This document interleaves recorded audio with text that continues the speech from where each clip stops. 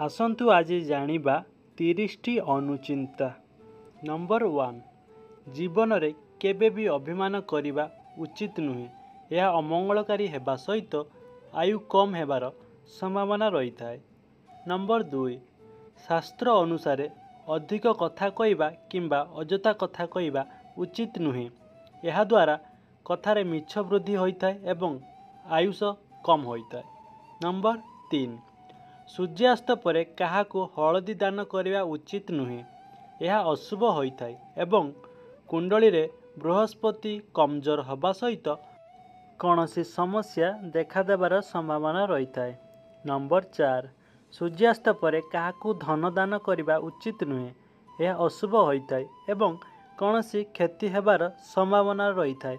Number 5, सूर्यास्त परे काहाको तुलसी गछ दान करिबा उचित नुहे किंबा तुलसी गछरे जल देवा अनुचित। यह अशुभ एवं अमंगलकारी होइथाए। नंबर 6, घरे ठाकुर पूजा करिबा समय रे केबे भी जलुथिबा दीप व कलश एकाठी रखिबा उचित नुहे। अलगा अलगा रखिबा सुप्रबोध होइथाए। नंबर 7, सूर्य अस्त हेबार एक प्रहर परे शोइबा उचित एवं शोइबा समय रे मथारे जदि तिलक लागि थाए तेबे धोई देवा द्वारा मंगलकारी होइथाए।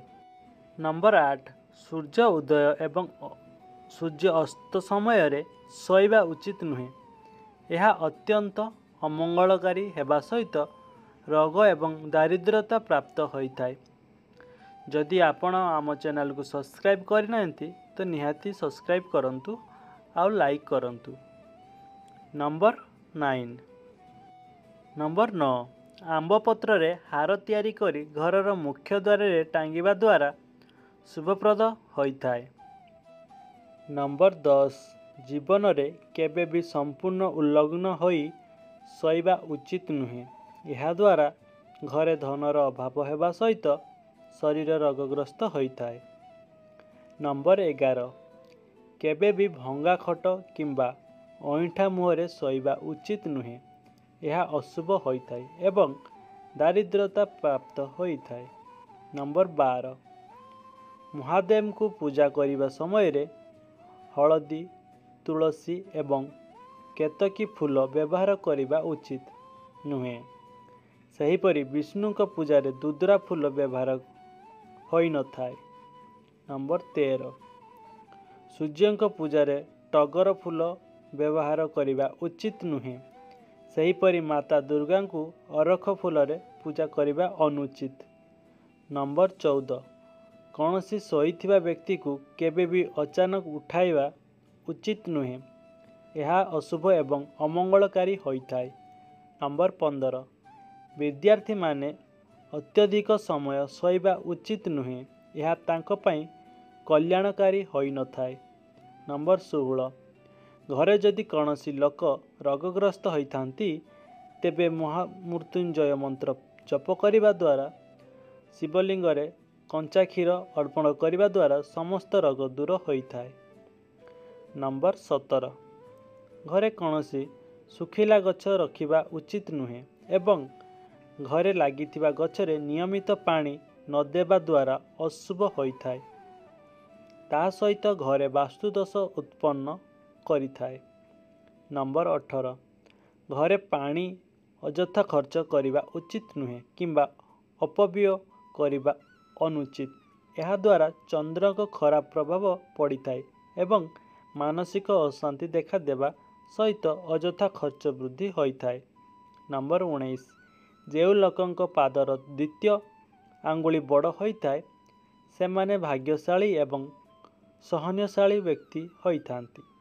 नंबर 20, खाई सारिया परे अइठा थाली धरिकी बसिबा एक खराब अभ्यास होइथाए एवं राति रे अइठा बासन रखी अनुचित।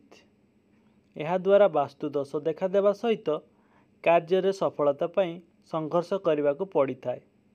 नंबर 21, केबे भी अइठा बासन छाड़िबा किंबा भंगा बासन व्यवहार करिबा उचित नुहे एवं बासन एठी सेठी पकाइबा अनुचित।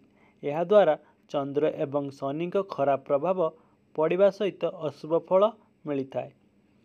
नंबर 22, घरे अधिक ପୁରୁଣା ଜୋତା ଚପଲ ରଖିବା ଉଚିତ ନୁହେଁ।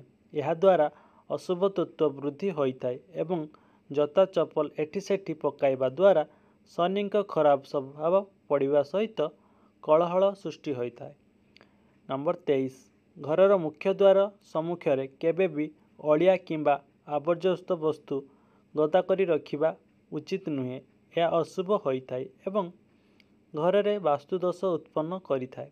ନମ୍ବର 24, ଘରର ମୁଖ୍ୟ ଦ୍ୱାରର ସମ୍ମୁଖରେ ତମ୍ବା ପାତ୍ରରେ ଜଳ ଭରି କରି ରଖିବା ଦ୍ୱାରା ଶୁଭ ହେବା ସହିତ ସୌଭାଗ୍ୟ ପ୍ରାପ୍ତ ହୋଇଥାଏ ଏବଂ ଦାରିଦ୍ର୍ୟତା ଦୂର ହୋଇଥାଏ। ନମ୍ବର 25, ଯେଉଁ ପୁରୁଷ ଲୋକଙ୍କ ସ୍ମୃତି ହ୍ରାସ ମନମୋହକ ହୋଇଥାଏ ସେମାନଙ୍କ ଉପରେ ମାତା ଲକ୍ଷ୍ମୀଙ୍କ ବିଶେଷ କୃପା ରହିଥାଏ। ନମ୍ବର 26, ଯେଉଁ ପୁରୁଷ ଲୋକମାନେ ମହିଳାମାନଙ୍କ ସମ୍ମାନ କରିଥାନ୍ତି ସେମାନଙ୍କ ଉପରେ ଶନିଦେବଙ୍କ କୃପା ରହିଥାଏ। ନମ୍ବର 27, ଯେଉଁ ପୁରୁଷ ନିଜର ପ୍ରଶଂସା କରନ୍ତି ନାହିଁ ଏବଂ ଯାହାର ଅହଙ୍କାର ନଥାଏ ସେମାନଙ୍କ ଉପରେ ସୂର୍ଯ୍ୟଦେବଙ୍କ ଆଶୀର୍ବାଦ ରହିଥାଏ। ନମ୍ବର 28, ଯେଉଁ ପୁରୁଷଙ୍କ ଆଖି କଳା ଏବଂ ସୁନ୍ଦର ହୋଇଥାଏ ତାହା ସହିତ ଆଖି ତଳେ କଳା ଦାଗ ନଥାଏ ସେମାନେ ସୌଭାଗ୍ୟଶାଳୀ ହୋଇଥାନ୍ତି। ନମ୍ବର 29, ଯେଉଁ ପୁରୁଷମାନେ କଥା ଧୀରେ କହିଥାନ୍ତି କିମ୍ବା ସେମାନଙ୍କ କଥା ଠିକ୍ ଭାବେ ବୁଝି ହୁଏ ନାହିଁ ସେମାନଙ୍କୁ ଜୀବନରେ ସଫଳତା ସହଜରେ ମିଳିନଥାଏ।